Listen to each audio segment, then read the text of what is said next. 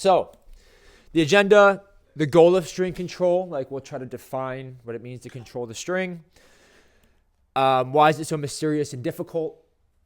It's an emerging concept in Kendama, which I want to kind of note on, which is pretty cool. This is like kind of the heart of the presentation. If I stand up here, okay. This is like the heart of the presentation where you guys are going to learn like there's certain techniques that you guys could use today and in the future. Progression of like how to get better at string control. Some tips for that. And then interaction in this presentation. So I think if you guys like want to raise your hands at any point, I can go through those questions. If you ask a question that I think we'll tackle, I'll let you know. And then there's a discussion page at the very end that we can do questions. But I also want to welcome like conversations during this presentation. All right. Well, thanks guys for being here. I know we have different skill levels, but I think, you know, this is string control can be used at every level, but I think especially with the new gen tap, late flip, juggle, the phase of kendama progression, which I know you guys all either are there now or you want to get to at some point. I mean, yeah, for me, it's the best way to play kendama. But yeah, even Moshikame, Shane, I know a lot. He knows a lot about string control. Yeah. Yeah, all right. The goal of string control kind of rhymes. Yeah, so the way that I kind of defined it is you want to decrease the occurrence of string preventing the execution of a trick. So it's different than the Ken and Tama control because Tama is an object that you want to manipulate, and Tama control is like spinning to help you land the trick, and the Ken, you know, there's straightness and there's flips. But the string, it's not like that necessarily. It's not like an object necessarily that you are manipulating to land the trick. It's like this thing in between that doesn't really serve a lot of use while you're doing the trick. So it's a kind of a different subject to tackle. And your goal is really, again, to decrease the occurrence of the string preventing the execution of this trick. Like Ken control and Tama control, you're not like decreasing you're not preventing it from doing anything. You're trying to do something to it. But for the string, it's an interesting thing because you're trying to decrease the occurrence of preventing the trick. So let's move on to why is it so mysterious and difficult, which I'm sure all of you have experienced, right? I think, you know, I can't really speak for you guys, but when I was progressing, for the most part, I was avoiding the string. Like I wanted to not have the string get in the way when I was doing the trick. I was just ignoring it, and I was like, you know, let's say I'm going for lighthouse trade spike, and I get it to lighthouse, and the string's in the way. Like I'm just like, okay, get it out of the way, and then try this. And I think out of 10 attempts, I would say 3 or 4, the string would prevent me doing that trick. And I want to really, I guess, share with you guys that professional players aren't avoiding the string. They're attending to the string at all times. I was talking to the Gallaghers yesterday to confirm this, but I've talked to other pros as well, where most of the time when they're doing a trick, especially a long line, they are thinking about the string at all times. You know, like a good example is like Yasu going for a freestyle. He was freestyling in front of people at NACO. And I bet you that, you know, he has the tricks that he's doing down. It's like a 4-tap, and he'll do a fast hand lighthouse and whatever he does, the thigh bounce. All those tricks are so ingrained in his brain at this point. What hit the most of the capacity of his brain is like how to do these tricks without the string in the way. He's probably thinking about the string the entire time. And like 10 juggle spike is a really popular trick for KWC. I think everybody hits it on their KWC run because it's like 90 points because it's a level 9 trick. And at least for me, the whole time, I mean, I have the 10 juggle spike down. Like with stringless, I can, you know, 50 juggle spike because I've been doing it for so long. But for me to 10 juggle spike, I'm literally thinking about the string the entire time, like how to not get it in the way. So I just want to make that really clear that professionals attend to the string. They don't avoid the string, which I think is really important to think about. And I asked Nick this yesterday, and you know, Nick's been doing KWC for a while, and he just shared with me that he has pushed attending to the string so hard that now he knows it's ingrained in him, like what to do in a tangential spike, so he can maybe think about other things. But I think for the most part, at some point, Nick was constantly thinking about like how to not get the string tangled during the tangential spike so it wraps around your hand and then you can't spike. And a lot of for battle tricks and Neko tricks and competing, you know, I think there's an element of like learning the trick with the Ken, learning the trick with the Tama, and then learning how the string doesn't get in the way. And I have an example later for what I'm working on. Yeah, it's really interesting that the string, the usefulness is so much different than a Ken and a Tama. You're using the Ken and the Tama the entire time doing the trick, but the usefulness for the string is 100% useful right now, and then right when I go for a trick, it's 0% useful. I want it completely out of the way. There's no use for it. So it's a really different concept than Tama control and Ken control. The nature of a string, I have a really funny video. But you know, the nature of the Ken is this wooden block that like I can manipulate and flip, and I can see what I do with it. And the Tama is, again, another wooden block or wooden circle, or what's the word? Spear. Yeah. That I can see, and I'm like, okay, if I do this, like I can just react to it, and like, okay, if I push it this way, it's gonna go this way. And this nature of the string is this. It's a woozy, it's dust. It doesn't exist. It's never landed. It is no matter. It's not on the elemental chart. It's not fucking real. That's the string, all right? Yeah. Like, it's just not on the elemental chart. It moves around so much. You can't really see all of it as you're doing a trick. Like, it's just moving all around. You know, it's fairy dust. It's Fugazi. Yeah, but that doesn't mean that you shouldn't try to control it, and by controlling it, I mean like decrease the occurrence of it, preventing your trick. So the string control is an emerging concept in Kendama, which I think is really cool to think about, because back in the day, I doubt that like Constant was thinking about the string often, and then New Gen comes along in 2015, 2016, and people aren't really still thinking about the string. They're just, again, trying to avoid it at all costs. And here, let's go through this point first. Yeah, it's a frontier on top of a frontier. So like the frontier of like New Gen, which everybody's kind of like getting down, learning, kind of getting their head around. A frontier on top of the New Gen is the string, where people, I think, pros are really considering what the string is doing right now. It's like this really new frontier. That's the point about that. I'm not that guy, pal, so I'm not a string control expert by no means. I think about it every day as I do tricks, just like every other, player would.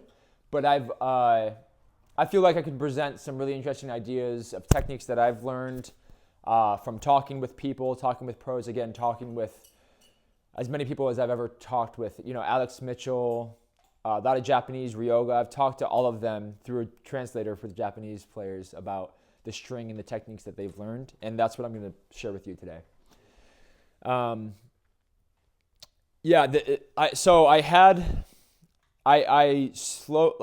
been so obsessed with the string that I will go to a Japanese event, and then I'm like, hey, Yasu, like slow-mo for my camera for like 10 minutes, like do a slow-mo freestyle. And then typically in the airplane back, I'll just watch that video in slow motion like a million times and see like what he does.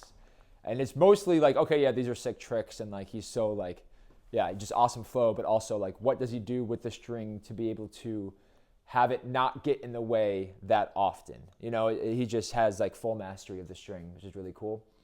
And again, to separate Ken control and Tama control than string control, string is mostly feeling.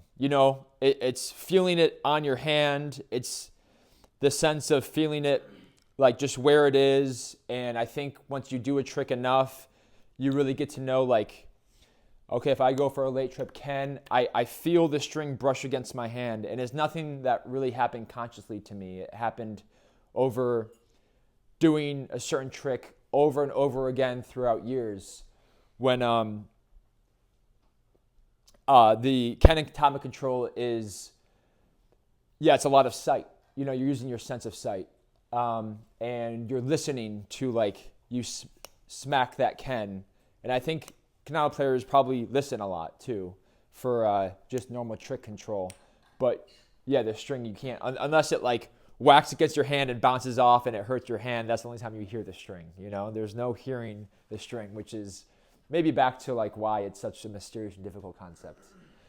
Yeah. Anyway, I was gonna share with you guys those videos, but I think because it's such a sense of feeling rather than seeing, it's so hard to know what Yasu, the specific concepts that he has to control the string, because he's just feeling it the entire time. Like when you watch him use a kendama, it's not the string's not doing different things than it would be for anybody else. It's still the Fugazi thing, you know. But for Yasu, it's the feelings that he has just felt over years and years of playing, where when he's doing, you know, a crazy trick and then the 4-4-4-4 like he did at EKC, like he's definitely conscious of the string the entire time. But there's just these little feelings that he has of trying to manipulate the strings for it to not get in the way, rather than like, oh, I'm seeing it. This like, yeah, it's not like when I go back through his slow-mo videos, which honestly we can watch later, but it's not like you can see specifically what he does. It's more him feeling it, and then it's really impossible for us to like we'd have to get in his brain to feel what he does with the string rather than like see it. So yeah, and then I mentioned it's a frontier on top of a frontier, which I think is just really cool, because if you guys, you know, take anything from this presentation, it's you guys are going to learn things that I've never learned and that a lot of pros haven't learned, because being conscious of the string, especially when you're an intermediate, beginner, advanced player, is going to give you a big advantage in the future. All right, so this is the heart of the presentation. These are techniques that I've learned to help control the string. We'll start with the setup, which I think is extremely important. The more sesh the setup, the dirtier it is, the more chips you have in it, it's going to mess with the string more. It's going to have the string get in the way more often. You want, as best as you can, a brand new Ken. Like that, a brand new Ken. There's no phrase, there's no these little wooden fragments that are going to catch the string. And I think maybe you guys have felt this, but I know Nick and Zach definitely have, like a brand new Ken in your hands when doing a trick, it just feels better. The string just gets in the way less. Versus like, like a wet setup that you've been using for so long, the string just is all over that, you know? The Tama, obviously, you know, it's not as important because it's an oval. But I think Ken, it's really important that it is, if you want the best out of your string. I'm not saying that, you know, every setup you have, it has to be fresh, because I play super sesh setups all the time. But I know that it's not the best for my string control. The string is more likely to get in the way the more that I use the Ken. And then the string, I've tested like 10 or 12 strings from different parts of the world. And I was really loving this one string that's made in America, but then I ended up, after a lot of analysis, going back to Lovely Knots. So I feel Lovely Knots is the best string. I don't know if you guys found that back in the day or someone recommended it to you, but Gallagher's and Lovely Knots are like partners at this point, you know? Like the black Lovely Knots string is what they recommended to me in Seattle when I first met them in 2019. What thickness do you like? 1 millimeter. Yeah, I've played with thickness as well. I've played with thinner. Like, oh, it's going to be thinner. It's not going to get in the way as much, but I think it's you still want some management of it. And so I think, yeah, it's pretty standard too. 1 millimeter is what basically everyone uses. But I think 1 millimeter Lovely Knots. You know, there's techniques that I don't mention in here. Miguel farms his strings, so he leaves it out, and he claims that it straightens out. It could be true. I've tried it a little bit, and I haven't really noticed a difference, but I haven't done it enough. So it really very well could be true. But yeah, it's like, okay, we're all trying weird concepts like farming the string to see if that helps string control, you know? I think it's a new frontier, you know? Like we're all just feeling this out, and eventually there might be like really concrete answers, you know? But we're in the exploratory phase, you know? Can I make a comment? Yeah. So what Miguel said, he kind of hangs it from like a chair in like a halfway point. Yeah. It does make sense because it's similar to yo-yoing where Okay. a fresh string will be like it'll have room for play, but people will like tug on their yo-yo and the string just to like kind of make it like a lot less loose. Yeah. And that makes it like less. There's less variables when they're playing with the string. Yeah, that makes sense. It's probably similar in that regard. Yeah. Okay. Yeah. The yo-yo guy. Yeah, you guys probably have really interesting thoughts that we can discuss. But yeah, it's a really good point. I mean, the string, it's just a bunch of different tiny strings wound into each other, you know, and the string also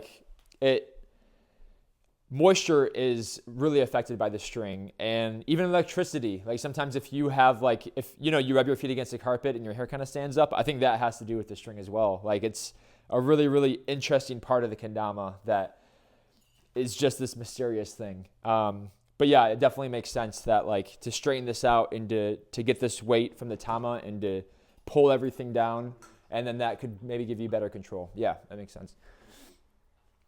The pow.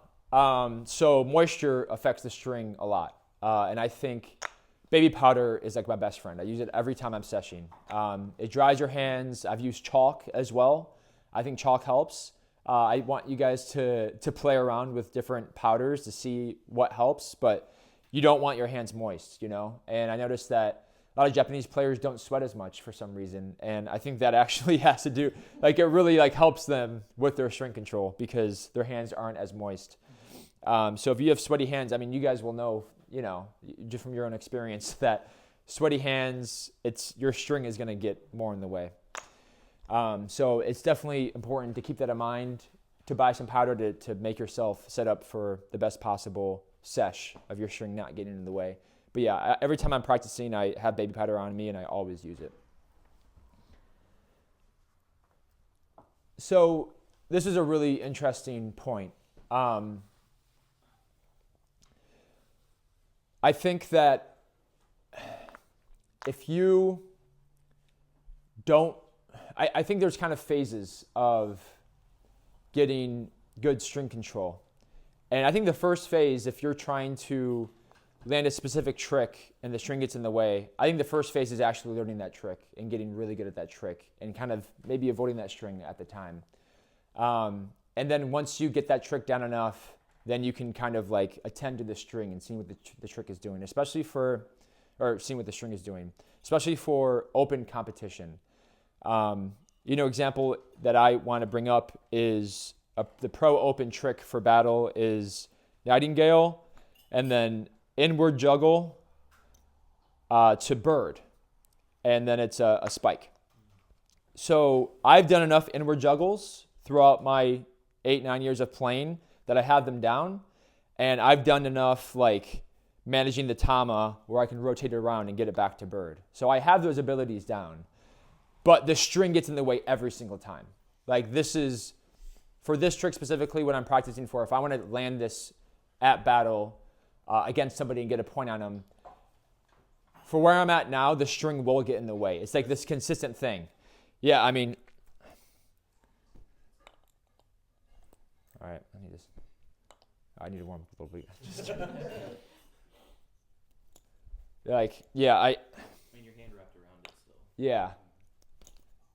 Right? That happens every single time. So right now I'm at the point of what do I need to do to move my hand, to manage the ken, so the string doesn't let that happen. I think that's a really important part that not a lot of people give credence to is I got the ken down, I got the tama down, I'm not done yet. I need to learn the string. I need to know what the string does. So if I want to get this 100% of the time, which is the goal, I need to make sure the string doesn't get in the way, right? Question?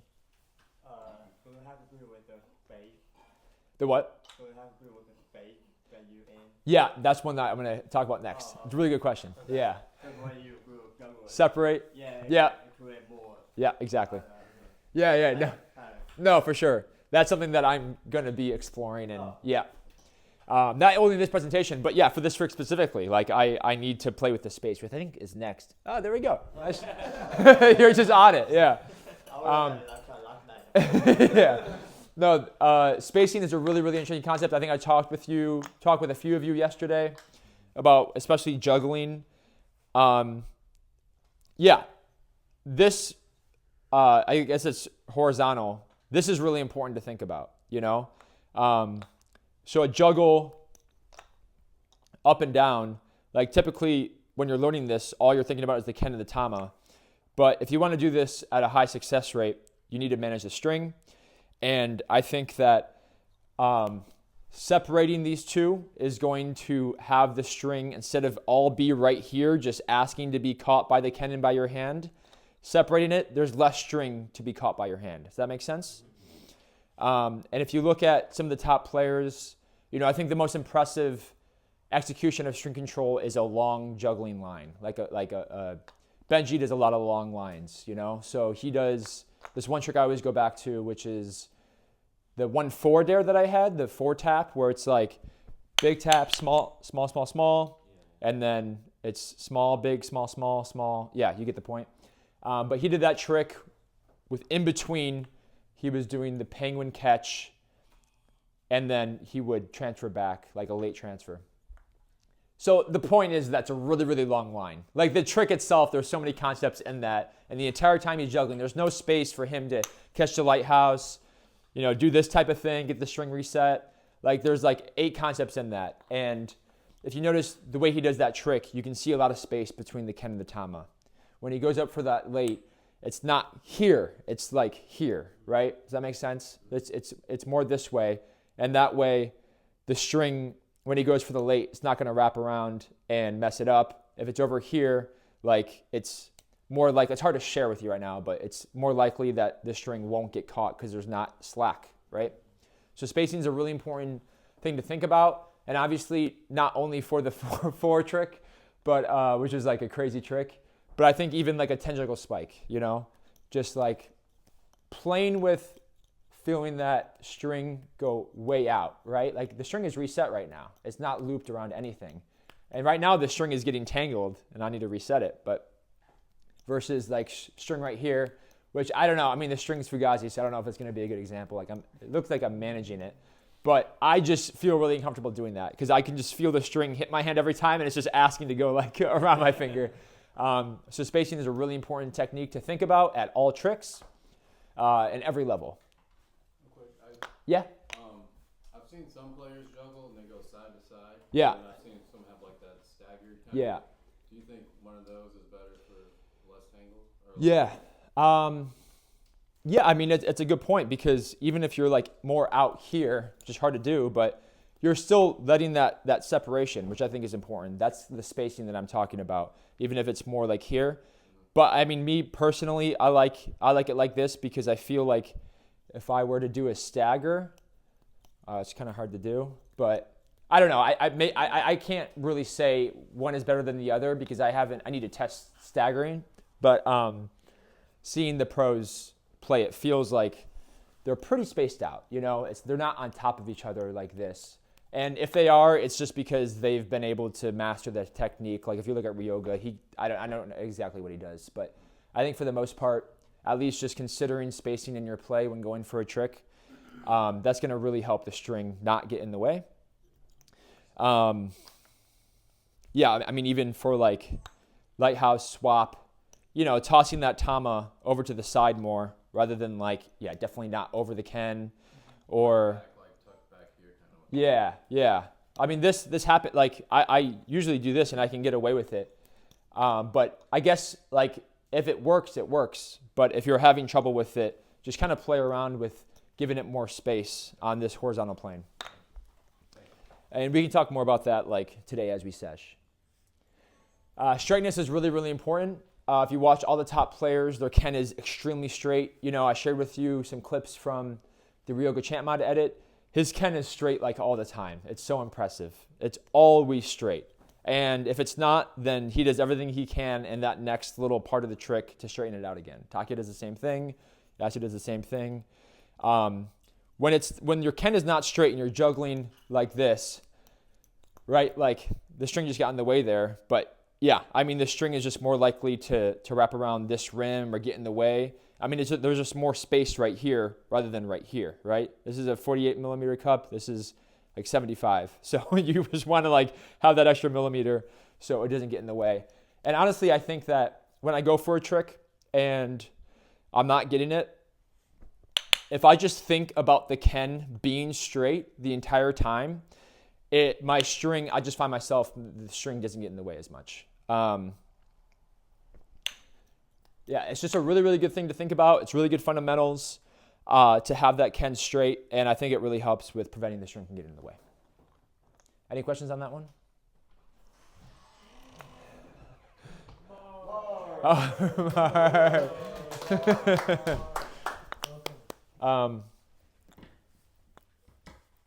The Great Reset. This is a really interesting thing that I don't know if everyone knows, but I think some of you know. But this thing right here, what I'm doing. Yeah, I'll see in some of like Tom's clips. He'll like juggle Yeah. in the middle of his juggle. He'll like shake Yeah. his can. Yeah, All the time. and that's because if I were to hold the bearing and do this, and then pick it up again, look at that. That's not fun, you know? It's going to get in the way. This is more Fugazi than this, right? But when you can hear the bearing reset the string, and there's elements of play when you're juggling even. You know, I did a 10 juggle spike earlier where you could see the string like that. And if I have the skill to separate that out and space it out, maybe do one big juggle, which is sometimes what I'll do, while I'm juggling, the tama will go up. It will reset up here. I can hear it reset. It goes back down, and I continue juggling. And yeah, the string just got reset. It's a brand new string, you know. I know Takia, in his freestyle post, he went on for God knows how long, 5 minutes of just the most insane tricks ever. And Nanoka commented, why are you doing those random inwards? Because throughout the trick, he'll just randomly do like a trip inward or a trip tap inward. And he responded by saying that it helps with string control, like in a way. It's not exactly what he said, but he does it because all of his tricks are, forward flips. So if I were to do like a bunch of threes, this looks pretty good right now, but like over here it was kind of wound up. But he will go to like a lighthouse and then he'll reset it himself. So he won't do this technique that Yasu also does with his leg, but he'll do this technique where he just does a bunch of inward flips and then the string is wound up this way and then it unwinds the other way. And then, ideally you want, that string that's just not wound at all, because if I were to go back and do this, it might be a hard example to do, but if I were to like juggle like this, like I had the bearing in my other hand, but you guys it's just not gonna work. Like the string being that wound up, it's just gonna move all over and no bueno. So a great way to learn to kind of get to know your string and to attend to it is doing that number there is how many juggle spikes you can do, or maybe even just juggles you can do. If you can do one juggle to big cup, I think you could literally just do this for an hour only thinking about the string, and that's going to really help you progress string control. If you could do 3, for example, like what happens to the string every time I do 3, It's like different every time, right? Like that went around my hand and it came off. I was, practicing 10 juggle spike for KWC, and the whole time, like during the run, I'm thinking about the string, but also while I'm practicing, I'm thinking about if I can find consistency in the string of what it does every time, then I can know how to prevent it. And it's really hard because the string isn't consistent, right? But I think a good technique for you guys to learn string control is to do a one juggle, however many juggles you can do comfortably, or maybe in the future if you're able to do 3 juggles, is just to do 3 juggles to like big cup and just get to know how the string reacts every single time, right? Yeah, there's no like the Ken and the Tama are relatively consistent every time I do that, but the string is all over the place. But I think as you do that more and more, you get to learn these little techniques of like, okay, the string, I felt it on my hand right there. And so I'm going to do this tiny little movement that I learned, God knows how long ago, where I move my hand in a certain way, these minute movements. And that's what Rolf said when I asked him. The very first person I talked to about string control was Rolf Gaynor. He was like the new gen god at the time in Denmark.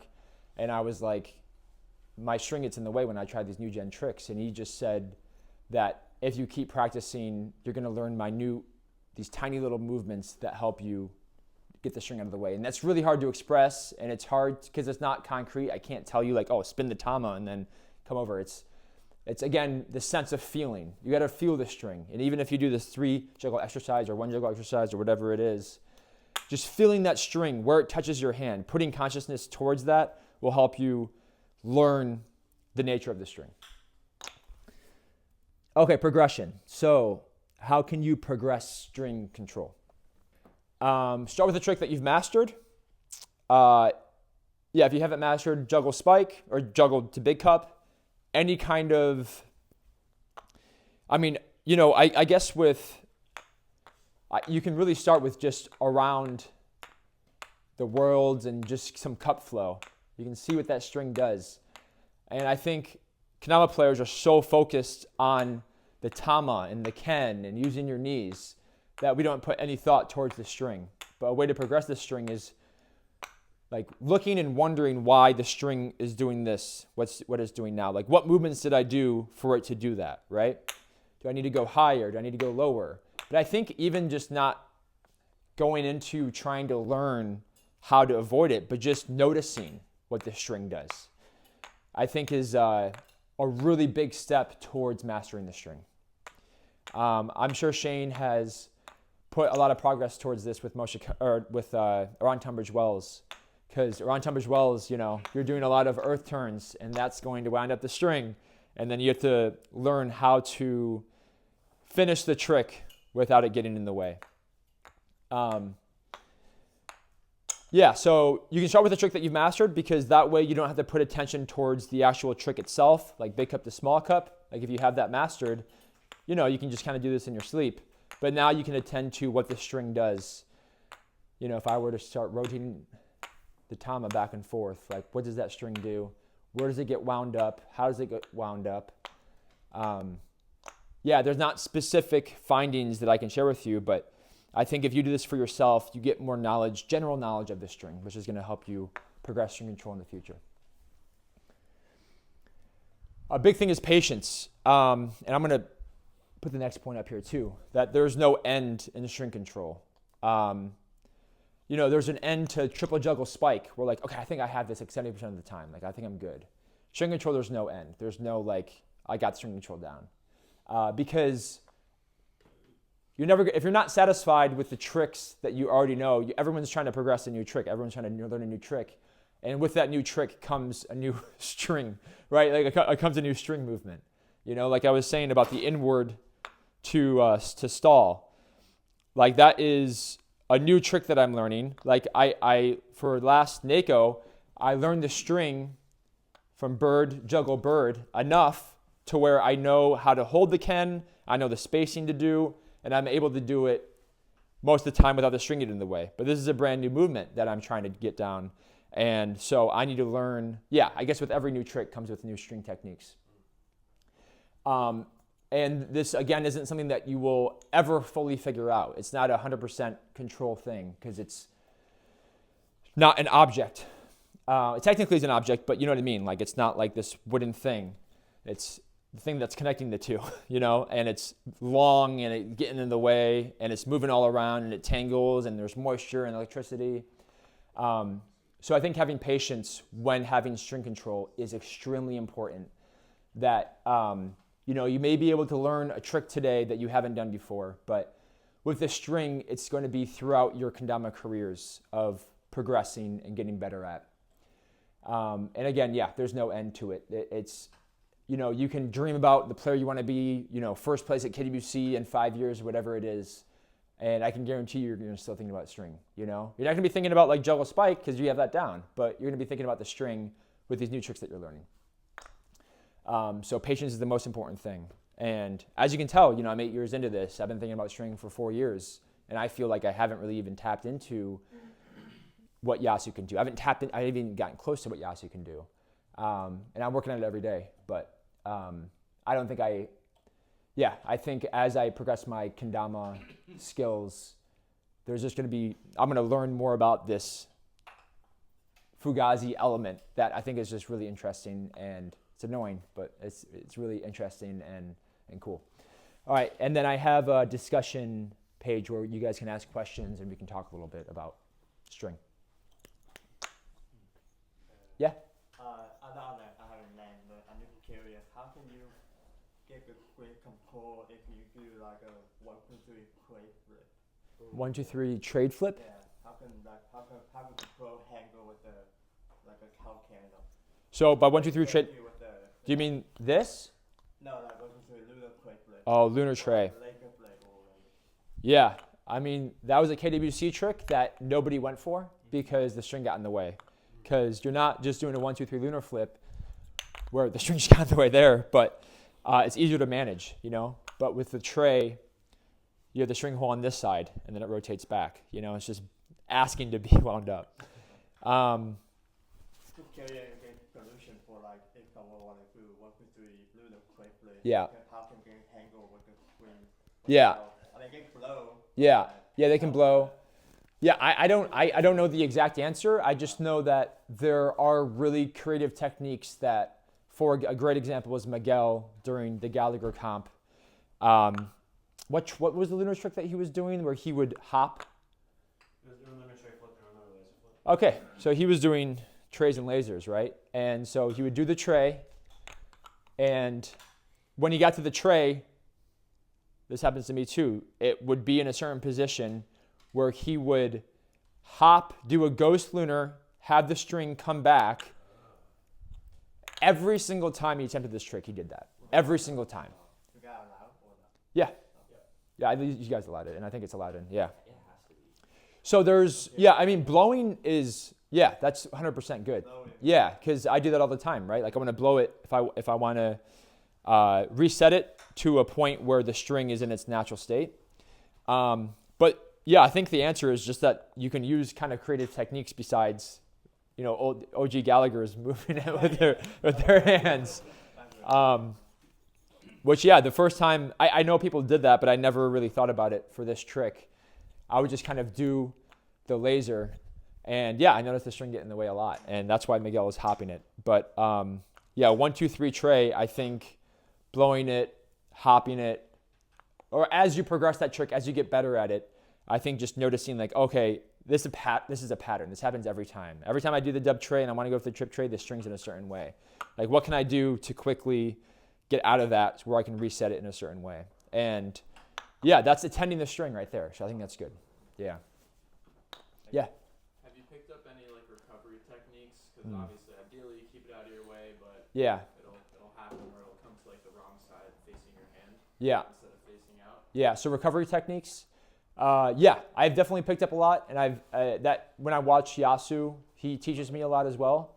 One recovery technique, if I'm in the middle of like a new gen line, is definitely to throw the tama high to get it reset, especially if I've done like a lot of flips where I know it's going to be wound up. I'll throw it high, get it reset, and that helps, yeah, reset the string. Let me think what else there is. Yeah, you know, I think Yasu shared with me this one. When I asked him about string flow, he shared with me this one really interesting technique where if he's doing like lunar flips and at some point it'll get around. So right now it's coming through here around the Ken. Well, he mentioned that if you do an inward, I'm kind of handing, but if you keep doing inward lunars, it unwinds. And obviously he doesn't do a lot of like regular lunar flips to inward lunar flips, but I think what he was expressing was that kind of like what Takia responded to Nanoka, that you can mess with regular and inward flips to get the string reset. So that's a really, really good recovery technique. And again, it's just like these little minute movements. Like I'm not honed right now, as you guys can see, but like later when I'm playing more, I maybe will like note a few things. But you know, when I'm flowing and doing certain things, like I'm trying to think what I do with the string. I definitely do a lot of those bass cup catches, because if I were to just kind of keep juggling with the bass cup catch, I can kind of like, okay, stop for a second, even though it's like a quick second. I could stop and think like, all right, where is the string? You know, do a lighthouse. And I think when I go back to the lighthouse, I try to reset that string by pushing the tama. And it's hard to see. Again, it's more of a feeling thing. But, you know, I guess I just want to say that there's a lot of recovery techniques that are just inside. You know, they're just, it's a feeling base that everyone will pick up. And you'll pick up better, you'll pick up faster if you attend to it, if you think about it. One question I had is that I deal with string control like all the time. Yeah. I'm trying to like master Ken flips, especially I love juggling. Yeah. Do you recommend like as early as I am in my career to think about string control as hard as this right now, or do you think it might be better to maybe like once I get a little bit better, try and like actually put that at the forefront? No, I think you can think about it now. Okay. Yeah. I think you don't need to necessarily do like a deep dive and only think about it, but the earlier you think about it, the better.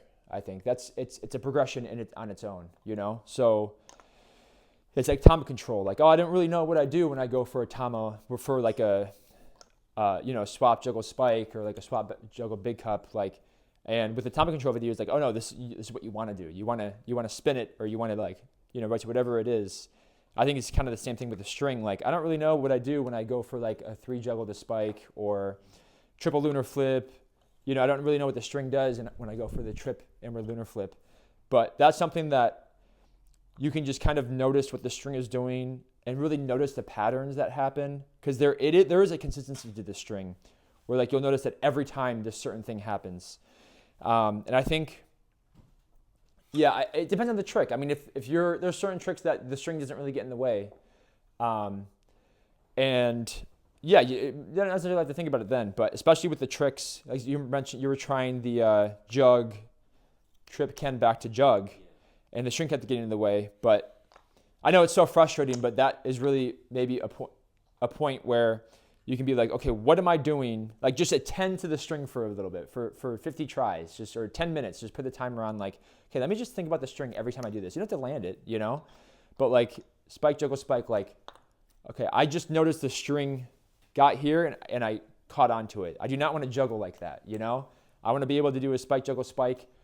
Okay, now the string is on my thumb right here, right? Like, just that kind of attention, I think, is really helpful, really help you progress. And then with that, you can learn a technique where it reset right there, like it wasn't in the way, because I just had this, again, small movement that I can't express, but I learned just from attending to it, you know?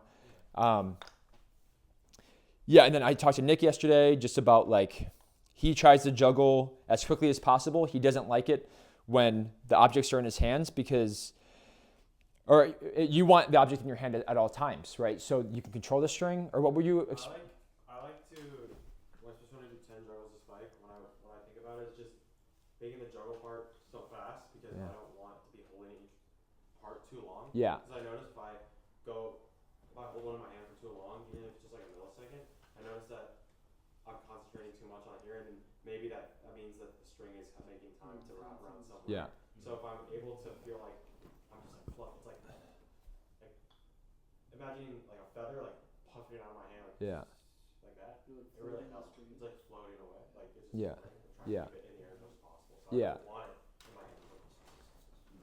Yeah, so if we were to analyze that thought process, this is probably Nick in his bedroom in like 2017, 2018, trying to get 10 juggle spike for the comp for KWC, and he's attending to the string. Like, what do I need to do to make sure the string doesn't get in the way? And it maybe is not totally conscious. Maybe it is like the subconscious thing where you know what you do when you analyze it and you like retrospectively go back to it.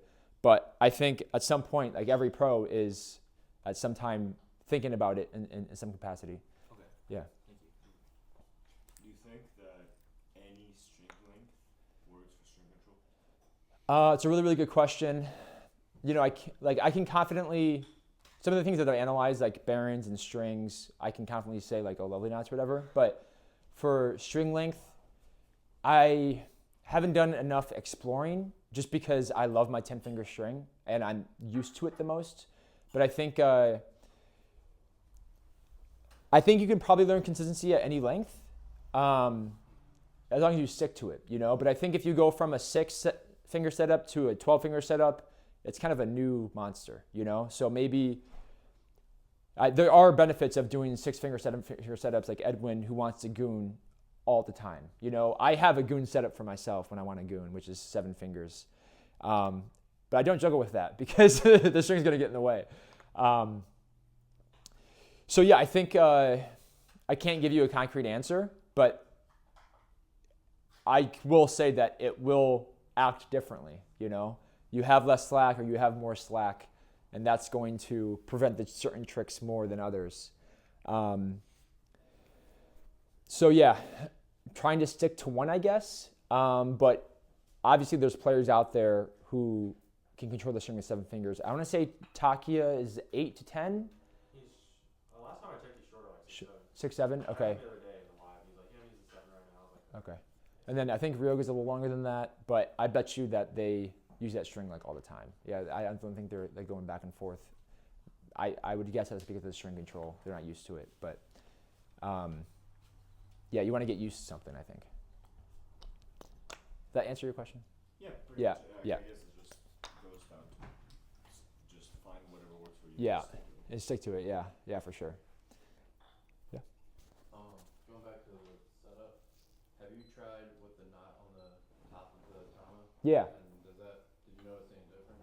I did that for probably the first 5 years of playing because I would do a lot of pull-up birds and pull-up, anything. But nowadays I swing.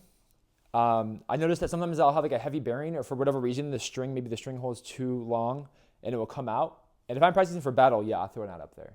I mean, I don't have it right now because I don't find it in the way, but I don't think there's anything wrong with putting a knot up there. Because if I were to pull a bird, like I can kind of purposely have the bearing come out, but it's really annoying and it gets in the way. And now you're not dealing with a string on this side, you're doing a string on this side. Like it's double trouble, you know? But I don't think there's anything wrong with that. I don't think it prevents. The only thing I would be concerned about is the bearing not resetting the string more often. Maybe the knot up here for some reason is preventing that, like if it can't spin. I don't think that's the case, but maybe that's something that you can kind of like play around with. But is there any reason that you guys don't do a knot on the string up here? Is it? I usually do. I do. You do? Okay. Actually, not on this one because it's not coming out, but if it comes out, Yeah. it's a short competition, like I don't want Yeah. any risks. So Yeah. I And you don't see any.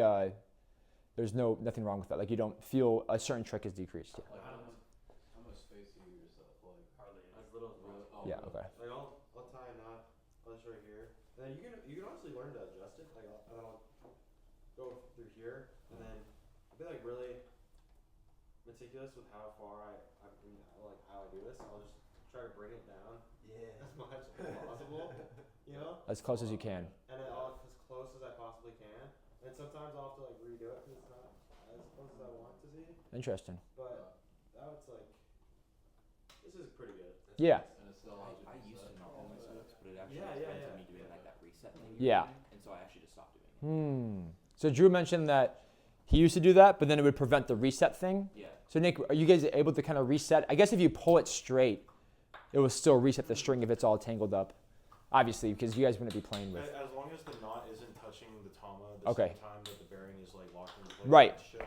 Yeah. there shouldn't be technically an issue. You would have very little space to do it, but there should still be space. Cool. Okay. Yeah.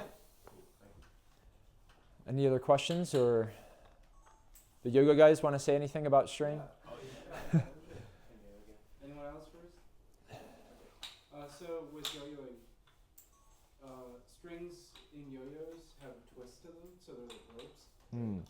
So when you're throwing a yo-yo and you're passing the string, it's either you're passing the yo-yo in front of you, where your string connected your hands are, passing it around this way in front, or passing it behind you, like this.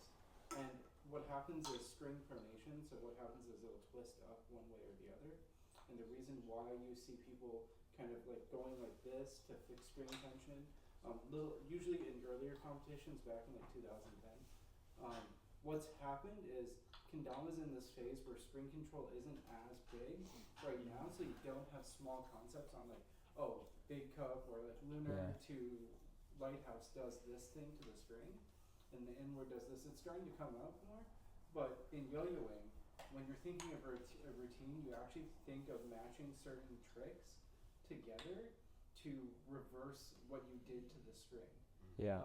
Or just small, minute things where I know some people that like if they're they need to fix a string, they'll do the same trick they need to do, but they like slightly whip the string a bit to keep it out of the way, and like that's a concept you can do for like pull-ups and stuff. Like say my issue right now is like I have lighthouses that like land on strings all the time, and it's just a matter of like whipping the Yeah. string a tiny bit Yeah. to get it out of the way. So same concepts there. Yeah. Do you farm your string and yo-yo? Do I what? Farm it? So you like straighten it out? Leave it. Oh no. No. I literally can just like throw it and be like, oh that's not great, and then just right. Because you see it twisted up. Yeah. Yeah. Now if it's like egregious, right? Like you know, if you just keep flipping and it's just starting to cinch up a Yeah. bit, then I'll reset. But usually it's like I'll throw it and just like pull it out so it just spins, Yeah. and then it's like oh I'm done type thing. But passively, what'll happen here in string control too, I'm assuming. I think you probably run into it, where you'll slowly just start to see and understand like oh the string's gonna twist this Yeah. direction, even when you don't really know what you just did Yeah. before. So It's a lot of feeling. subconsciously your brain will make sense of it once you start thinking about it initially. And I also just want to note that like, I really love giving specific examples that help people right away, and it's impossible to do this here, which is frustrating. But if you were to give me a trick that you're having trouble with the string, I probably have a technique in my brain that I just kind of have to like work up. So in those cases, like I can give a specific example we can talk about at the sesh today. Like Drew had this, the bird, trip, jug, bird, and I talked about spacing. And then if I were to kind of do it, for 10 minutes, I would probably have some more techniques that come up subconsciously, that were subconscious, that I can kind of make conscious and talk about. But I'm just thinking of all these different tricks that I do, like the trip, I do this a lot, trip, late trip. And like, there's so many different techniques that I just learned throughout the years of doing this trick over and over again that, I can like mess her up in my brain. And I think, I don't want this presentation to be too advanced for some players because we have a lot of different skill levels here. But I think the point I want to drive home is just attending to the string. Whether you're doing no one's a brand new beginner, but just like you're literally learning this kind of stuff. Like you want that string out of the way as much as possible. You notice it like always over here, If I go on top of the string like this, like I can't see it. I don't have control of it. It seems like it's doing pretty good now, but like I want to make sure I'm trying to control that as much as possible. And I think you guys have all probably subconsciously learned that kind of stuff already. So everyone's already made some progress in string control.